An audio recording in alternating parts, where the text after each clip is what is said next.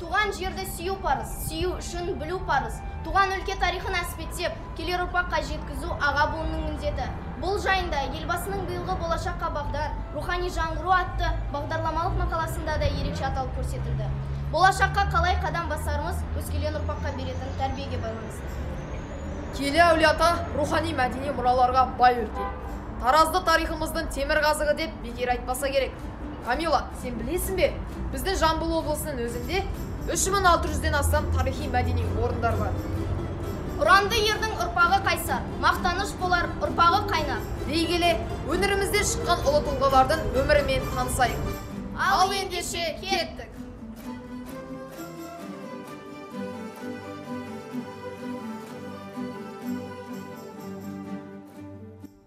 Қазақ хандығының құрылуының алғы шарттары Керей мен Жәнібек хандардың хандықты құрудағы және оны нығайтудағы алатын орны орасан зор. 40-50 жылдардың өзінде ақ Керей мен Жәнібектің төңірегіне топтасты. Әбілқайыр хан қазақ хандығының дамуы мен нығаюы туралы Қазақстан тарихының мәселелеріне арнаған. Бәйдібек Қарашаұлы қазақ халқының әйгілі биі әрі батыры. Кезінде Бәйдібек би кесімді, бітімді, тапқыр шешен сөздерді, ақыл-нақыл, мақал-мәтелдерді айтуға әуес болған.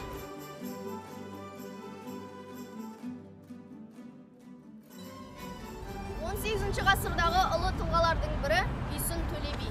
Ол Әз Тәукенің тұсында Жеті жарға атты заң жобасын жасаған қоғам қайраткері, ел ағасы.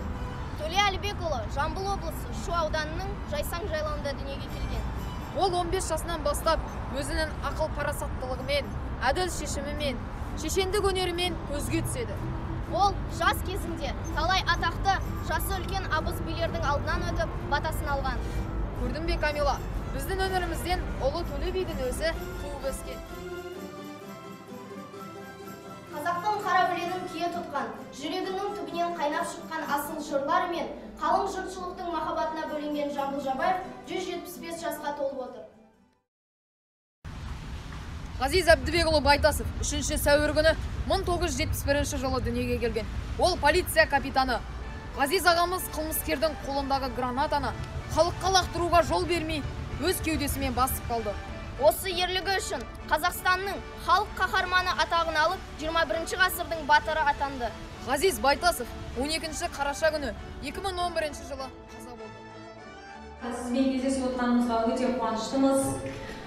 Біздің Тараз қаласының тарихи тұлғалары деген жобаға қатысып жатыр едік. Сол мақсатта қазіргі қоғамдағы батырлармен кездесу ұйымдастырып жатқан жайымыз бар еді. Сізді көргенімізге тағы да қуанып отырмыз. Енді мен оқушылардың сұрағына кезек берсем. Бұндай биік шыңға жету үшін тектілік қажет пе, әлде еңбекқорлық қажет пе? Мен бір нәрсе айтып кетейін, енді бұл сұраққа байланысты жауап ретінде тек қана спортта бұл жетістікке жету үшін әлде бір басқа бір нәрседе жету үшін ғана емес, ол кез келген салада, кез келген жерде атағы абыройға қол жеткізу үшін, елің үшін қызмет ету үшін ең бірінші керегі ол еңбекқорлық керек. Адамда бойында деген нәрсе 1% ғана жұмыс жасайды, қалған 99% ол еңбекқорлықтан тұрады. Сол ата-ананы сені мақтайтын, ең басты ата-ананы сені мақтайтын азамат болуын тілектеспін.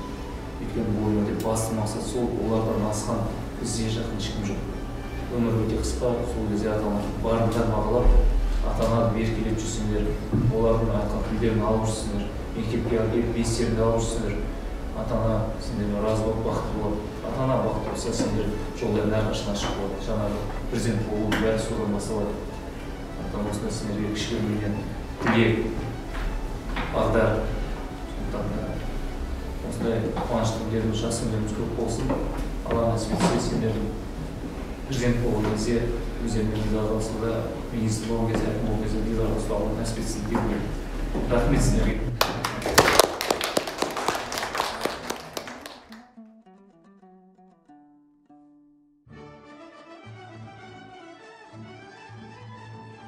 келе, құрметті достар, осынша ұлан байтақ жерді ақ білектің күшімен, ақ найзаның ұшымен қорғаған ата-бабаларымызға мың алғыс.